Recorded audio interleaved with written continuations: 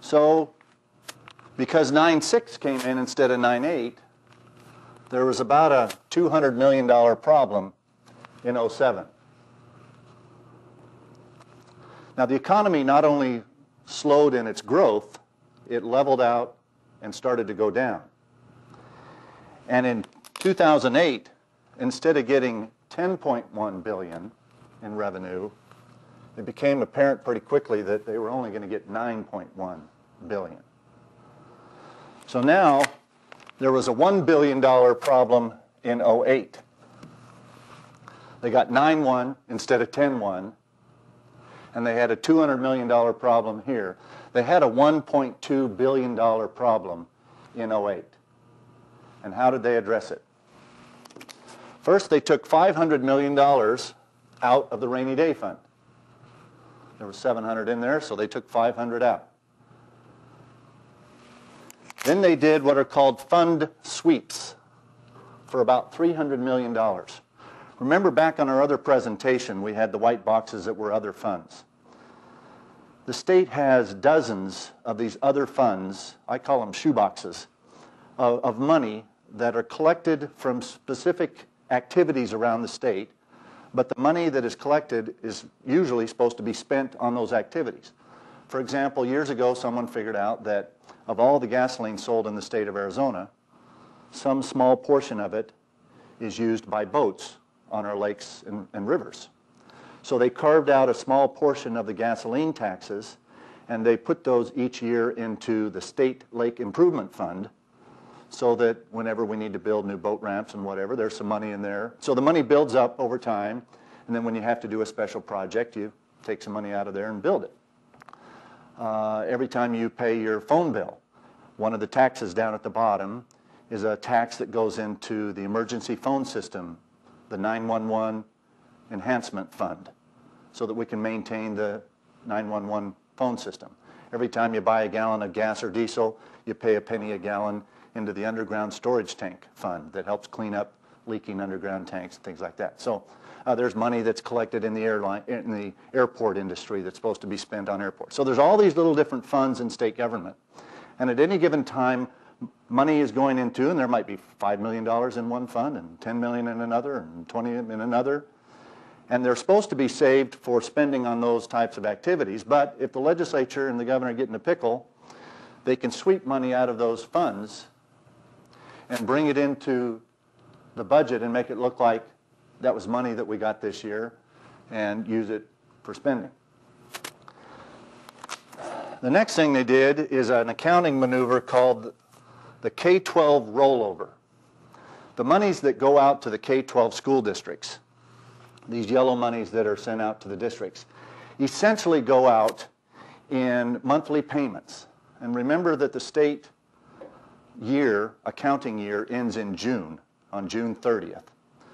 Well, the state uses what's called a cash accounting system, which means that it only has to recognize that it had an expense if it's actually written the check for that expense.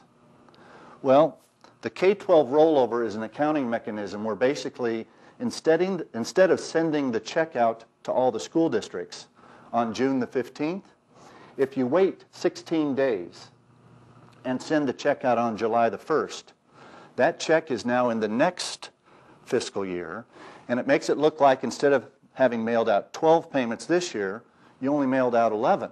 So it looks like your expenses are less this year than next year. But what does it do to next year? It puts 13 payments in next year. But the first year you do that little maneuver, on paper it makes you look like you picked up $300 million because you didn't send those checks out until after the year ended. So they helped to solve the $1.2 billion problem by doing the accounting maneuver, the K-12 rollover. And then they did about $100 million in cuts, although $55 million of this was not cutting spending. They just paid for one of the departments out of some other monies instead of paid for it out of the general fund. So it was really only about $45 million of cuts. But even if we count the whole $100 million of cuts, they only got spending down to about 10.5 instead of 10.6. So you can see that we're starting to have a structural problem here. We got 9 coming in, a little over 9 coming in, and 10.5 going out. And we've used these one-time monies or accounting maneuvers and a few cuts to make this year look balanced, but it really isn't. In fact, when they finally got to counting all of the money that actually came in 2008, it wasn't 9.1, it was 8.8. At this point, when they started to build the 09 budget, the budget estimators either assumed or hoped or something that surely the economic crisis is at the bottom and things are going to get better, because in 2009 they estimated revenues to be 9.1 billion.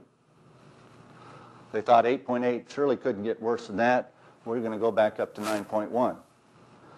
Problem is they put in place spending of 11.1. Okay? And how did they do that? Well, they borrowed $525 million from the School Facilities Board. They did another $325 million of those fund sweeps from the shoeboxes. They did another K-12 rollover. So now, instead of delaying June's payment into the next year, they're also doing June and May's payment into the next year. They did another $100 million of shifting the Department of Public Safety over to the highway monies. They took the next to the last $100 million out of the rainy day fund. And they said they did about $400 million in cuts, but I think some of those were similar to this. They were really not cutting spending, they were just paying for it with monies from other funds. But even if we credit all 400 million of the spending cuts, maybe 11.1 was brought down to 10.7.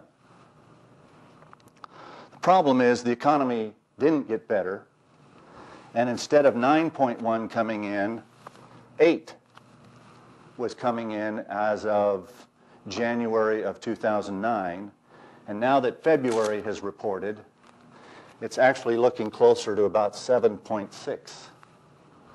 So there's a $3 billion problem in 09, and all of the safety nets are gone. This is what Governor Brewer and the new legislature inherited and found themselves in the dilemma of. Now, they did, just a few weeks ago in early February, they did a special budget session. They cut about $400 or $500 million. They did some more sweeps out of the little shoe boxes. They planned on receiving about $500 million from the federal stimulus monies. And so we hope that the efforts that they made will keep 09 balanced, but that will barely get us through 09, and then we're left with a real significant structural problem where the revenue is coming in at the 7.5 range, spending is still up at the 10.5 range, as we showed in the yellow boxes. And so there's almost a $3 billion problem, and all of the rainy day fund has now been wiped out. There's no ending cash balance. All of the accounting maneuvers that maybe we shouldn't have even done in the first place have been done. All the money's been swept out of these. Now they're not only sweeping monies that might have been spent on a capital project, they're sweeping monies from agencies that they need for actual day-to-day operation of those agencies. And so this is how the problem developed over the last 2 years. Essentially, revenue has gone down about 9.5 to 7.5. Revenue's gone down $2 billion. Spending's gone up, even with the cuts that have been done, by over $1 billion.